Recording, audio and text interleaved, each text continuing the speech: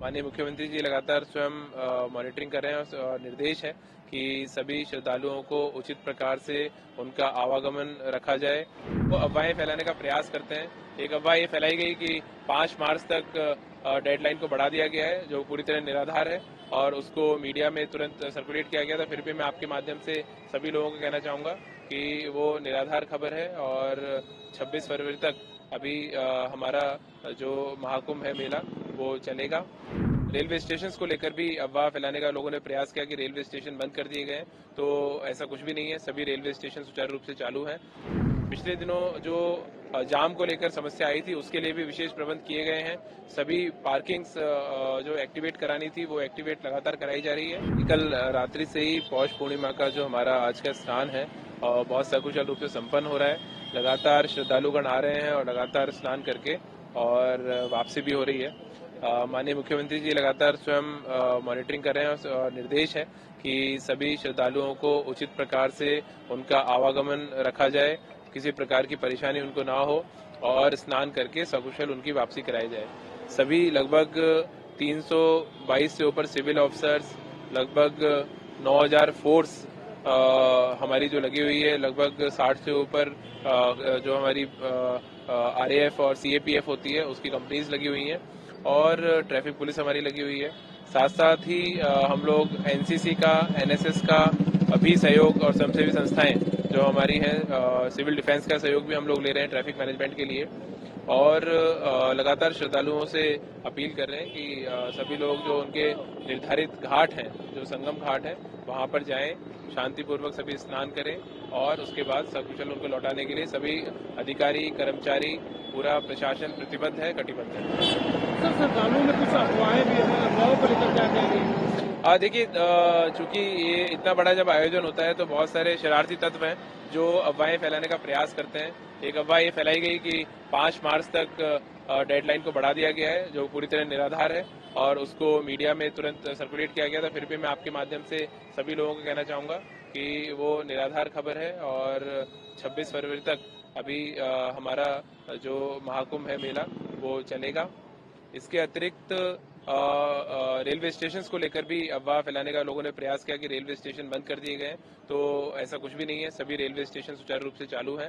केवल जो हमारा प्रयाग संगम जो दारागंज में रेलवे स्टेशन है वो परंपरागत रूप से पीक डेज में वैसे भी बंद रहता है, तो वो एक सामान्य व्यवस्था है जो पूर्व से चली आ रही है। बाकी सभी स्टेशन हमारे ऑपरेशनल हैं और सभी जो हमारी मेला स्पेशल ट्रेन हैं और जो रेगुलर ट्रेन है उसका सुचारू रूप से संचालन हो रहा है। लगातार रेलवे विभाग के वरिष्ठ अधिकारियों के साथ, कनिष्ठ अधिकारियों के साथ में हमारा समन्वय है और सभी लोग आपसी समन्वय के माध्यम से जितने श्रद्धालु हैं उन्हें बहुत अच्छी सुविधाएं देते हुए और घर वापसी उनकी सुनिश्चित करा रहे हैं। VIP मूवमेंट को लेकर कैसे क्या व्यवस्थाएं चल रही है? VIP मूवमेंट चूंकि आज हमारा पीक डेज है तो उसमें VIP प्रोटोकॉल जारी नहीं होता है और जो हमारा ट्रैफिक व्यवस्था है उसके लिए भी हम लोगों ने गाइडलाइन जारी की थी। हमने कल 11 बजे से ही मॉर्निंग 4 बजे से 11 तारीख को जो ट्रैफिक है उसको पार्किंग्स पे खड़ा कराना शुरू किया था और जो हमारा सिटी का इंटरनल ट्रैफिक है उसको कल शाम को 5 बजे तक की गाइडलाइन थी कि उसके बाद में मूवमेंट ना हो और अभी भी लगातार भ्रमण करके सुनिश्चित कर रहे हैं कि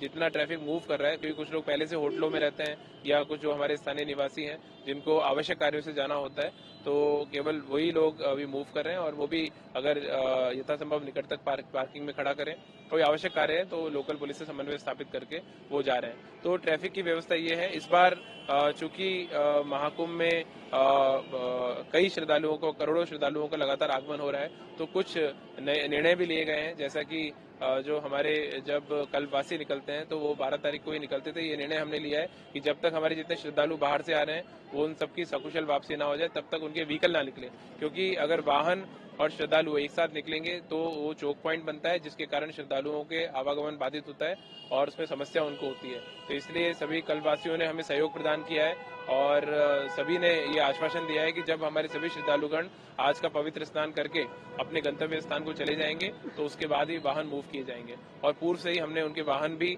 निकटतम पार्किंग में खड़े करवाए हैं। तो ये लगातार जिस प्रकार की दिन प्रतिदिन की हमारी परिस्थितियां हैं उस हिसाब से हम लोग रोज सभी अधिकारीगण कोऑर्डिनेशन मीटिंग करते हैं और उसके बेसिस पे अगले दिन की रणनीति बनाते हैं।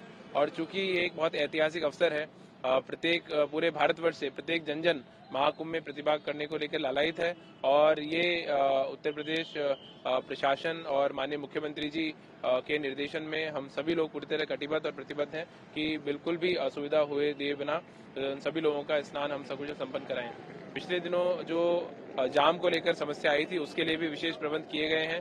सभी पार्किंग्स जो एक्टिवेट करानी थी वो एक्टिवेट लगातार कराई जा रही है और जो हमारे सीमावर्ती जनपद हैं उनसे भी समन्वय स्थापित किया गया है। विशेष भोजन प्रबंध स्थानीय ग्राम पंचायतों के और स्वयंसेवी संस्थाओं के माध्यम से लगातार किए गए हैं और इसके अतिरिक्त आगे भी जाम की समस्या न आए और हमने ऑफिसर्स को डिप्लॉय किया है और पुलिस विभाग के साथ में बेहतर समन्वय बनाते हुए उनको शटल बसेस के माध्यम से जो हमारी दूर की पार्किंग है उनको निकटतम एरिया तक छोड़ा जाए, उनका स्नान कंप्लीट कराया जाए और फिर वापस उनको शटल बसेस के माध्यम से अपने पार्किंग तक पहुंचाया जाए।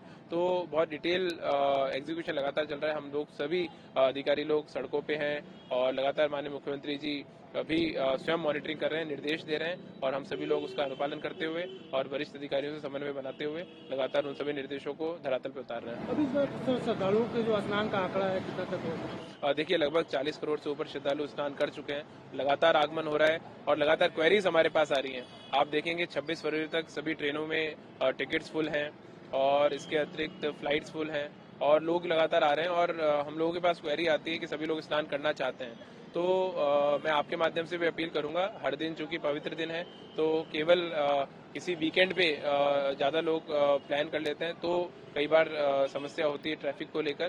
तो जो लोग वीकडेज में प्लान कर सकते हैं तो वीकडेज में भी मैं आपके माध्यम से अपील करूंगा श्रद्धालु गणों से पूरे भारतवर्ष के कि वीकडेज में भी अगर आपको प्लान बनाना है महाकुंभ में स्नान करने का, आप आइए, आप सभी का स्वागत है और अच्छे से सकुशल रूप से स्नान आपका संपन्न होगा।